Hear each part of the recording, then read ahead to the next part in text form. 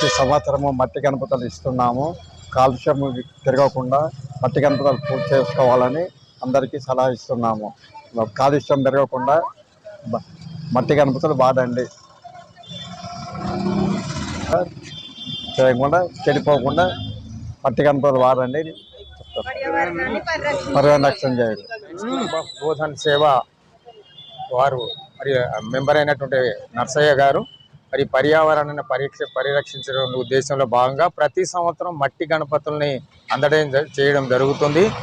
ప్రతి సంవత్సరం దీనిలో రంగులు కలర్స్ వేసి వాటిని నీళ్ళలో వేసి కలుషితం చేసి పర్యావరణాన్ని మనం ఖరాబ్ చేయొద్దు. మన దగ్గర ఉన్నటువంటి మట్టిలోనే మనం భగవంతుడిని చూసుకోవాలనేటువంటి సదుద్దేశంతో మరి నర్సయ్య గారు ఈ కార్యక్రమాన్ని చేపట్టడం జరిగింది. ఆయన మా క్లబ్ మెంబర్గా ఉండడం మాకు ఎంతో గర్వకారణం.